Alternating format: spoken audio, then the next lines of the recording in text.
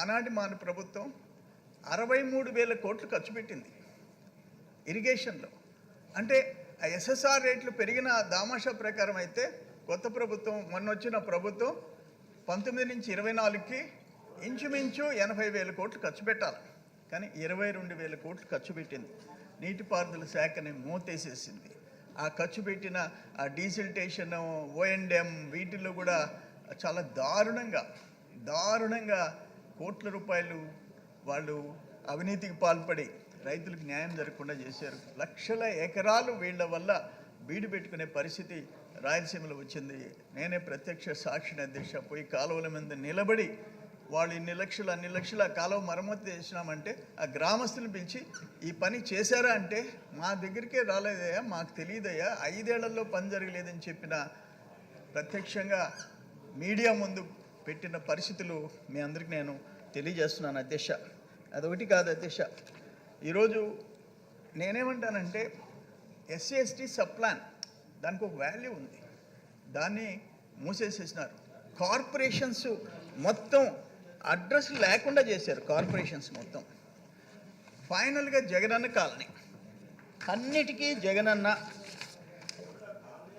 ఆఖరికి జగనన్న లేకపోతే మా బిడ్డ, మీ బిడ్డని లేకపోతే మీ అన్నని. మాకెట్టన్న అవుతాడో అంత వయసు ఆయనకి ఎక్కడుందో, అందరికీ అన్న లేకపోతే బిడ్డ. ఆ బిడ్డ పేదోళ్ళ బుడ్డ ముంచేసేసాడు అధ్యక్ష. జగనన్న తండ్రి లేని బిడ్డ ఓట్లు ఎంచుకునేటప్పుడు నేను జగనన్న కాలనీస్ విజిట్ చేశాను అధ్యక్ష. ఆ గిరిజనులు 3rd ఆప్షన్ కింద, ఎందుకంటే ఆ పేద గిరిజనులు కొంతమంది ఎస్సీలు వాటిని కట్టించుకోలేరు, వాళ్ళ వల్ల కాదు, అందుకని కాంట్రాక్టులకు ఇచ్చేసేసారు.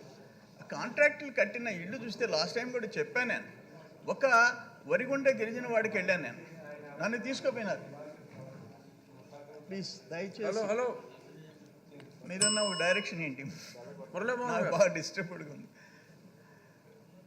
నేను వెళ్ళాను ఆ కాలనీకి, బేస్మెంట్ పై వరకు కట్టారు, 70,000 80,000 డ్రా చేసేస్తున్నారు కాంట్రాక్టర్స్. ఆ గిరిజన మమ్మల్ని తీసుకొని పోయి, అయ్యా దీంట్లో సిమెంట్ వేయలేదయ్యా, ఆ పిల్లర్స్ వేయలేదయ్యా, ఫౌండేషన్ 9 ఫీటో 11 ఫీటో ఉండాలి ఫౌండేషన్, 3 అడుగులు 4 అడుగులతో పైన కట్టేసేసినారు. ఆ తర్వాత వాళ్ళు వచ్చి అయ్యా దాంట్లో సిమెంట్ కలపలేదు అని సిమెంట్ కోడని నన్ను తన్నమంటే నేను చెప్పా, సిమెంట్ గోడని నేను తన్నేది, తంతే పడిపోతానంటే మేము పట్టుకుంటాం, నువ్వు పడిపోతే నువ్వు తన్నయ్యా అంటే నేను తంతే సిమెంట్ గోడ పడిపోయింది. గిరిజన ఇళ్ళు సిమెంట్ గోడలు పడిపోయినాయి. 9 ఇంచెస్ స్లాబ్కి 6 అంగుళాలు 7 అంగుళాలు వేసాం.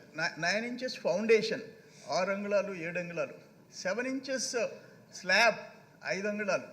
ఇవన్నీ ప్రత్యక్షంగా నేను పోయి ప్రజల ముందు పెట్టిన విషయాన్ని. ఇంకొకటి ఏంటంటే భారీ స్కామ్ ఏంటంటే 1,80,000 కేంద్ర ప్రభుత్వం ఒక ఇండికేషన్ ఇచ్చింది రాష్ట్ర ప్రభుత్వానికి, మొత్తం 1,50,000 రూరల్ ఏరియాల్లో హౌసింగ్కి మేమిచ్చి 30,000 ఎన్ఆర్ఈజెస్ తీసుకొని అర్బన్ ఏరియాలో మేము 1,80,000 ఇస్తున్నాం, యాజ్ ఇట్ ఈజ్గా మీరు చేసి ₹1 కూడా మీరు పెట్టకుండా ఉంటే కుదరదని, మీ పోర్షన్ ఎంతో కొంత ఇవ్వాలంటే ₹15,000 శాండ్ ఇస్తామని చెప్పి ఒప్పందం చేసుకుంది. ₹15,000 వాల్యూ ఆఫ్ శాండ్. దురదృష్టం ఏంటి తెలుసా, ₹3,850 1,80,000లో ఆ బెనిఫిషరీ దగ్గర కట్ చేసుకున్నారు. గవర్నమెంట్ 15,000 మైనింగ్ డిపార్ట్మెంట్కి కట్టింది ఇసుకకి, మైనింగ్ డిపార్ట్మెంట్ ఇంటర్న్ జేపీ వెంచర్స్ కట్టింది. జేపీ వెంచర్స్ ఇసుక ఎవరిది? ప్రకృతి ప్రజలు. దానికి 15,000 ఇచ్చినట్టు ఇచ్చి జేపీ వెంచర్స్కి ఇచ్చింది. జేపీ వెంచర్స్కి ఇచ్చిన 1,000 కోట్లు ఎవరి జోబిల్లోకి పోయింది? నేననేది ఇటువంటి దారుణాలు. పేదోళ్ళ ఇళ్ళకి నువ్వు 15,000 ఎక్స్ట్రా ఇస్తారు. ఎవరికైనా ఈ రాష్ట్రంలో 1,95,000 పక్కా ఇళ్ళని ఎవరికన్నా తెలుసా? ఎవరికి తెలియదు. 1,80,000 2018లో చంద్రబాబు నాయుడు గారు ఆ రోజు ముఖ్యమంత్రిగా నెల్లూరుకు వచ్చారు. ఎస్సీ ఎస్టీ సమావేశం. ఆయన వేదిక మందికి పోబోయేటప్పుడు మా అందరితో మాట్లాడినారు. ఏంటి ఏమన్నా చెప్పాల్సింది ఉందంటే, సార్ గిరిజనులు 1,80,000 ఇళ్ళు కట్టుకోలేకున్నారు, వాళ్ళ కోసం అడిషనల్గా పెంచండి అంటే 70,000 రూపాయలు అనౌన్స్ చేసి జీవో ఇచ్చారు. ఎస్సీలకి 50,000 అంటే ఎస్టీలకి 2,50,000, ఎస్సీలకి 2,30,000 జీవో ఇష్యూ చేసి మొదలుపెట్టాం. సరే, ఆ తర్వాత ఆ గవర్నమెంట్ వచ్చింది, ఆ 70,000 లేదు, 50,000 లేదు, జగనన్న లేదు, ఇంకోటి లేదు. అంటే నేను అంతకుముందు చెప్పాను, జగనన్న జల్సా పథకాల గురించి చెప్పాను, జగనన్న టోకరా పథకాల గురించి చెప్పాను. ఇప్పుడు ఈ జగనన్న పేక మేడలు, గిరిజనులకి ఆ థర్డ్ ఆప్షన్లో కట్టిన అన్ని జగనన్న పేక మేడలు. ఈరోజు పరిస్థితి ఏంటి తెలుసా? వాటిని పూర్తి చేయాలన్నా, చేస్తే నిలబడతాయా? ఈ ప్రభుత్వానికి ముందున్న సవాల్ ఏంటంటే, ఇప్పుడు మనం వాళ్ళు 9 అంకణాలు ఇచ్చినారు, అంటే 1.5 సెంట్స్ ఇచ్చారు. ఇప్పుడు మనం 3 సెంట్స్ ఇస్తామంటున్నాం, ఇచ్చేదానికి ప్రభుత్వం నిర్ణయం తీసుకుంది. అర్బన్ ఏరియాలో 1 సెంట్ ఇచ్చినారు, ఇప్పుడు దాన్ని 2 సెంట్స్ కింద డిసైడ్ చేసింది. కానీ కన్స్ట్రక్షన్లో మధ్యలో ఆగిపోయిన ఇళ్ల పరిస్థితి ఏంటి?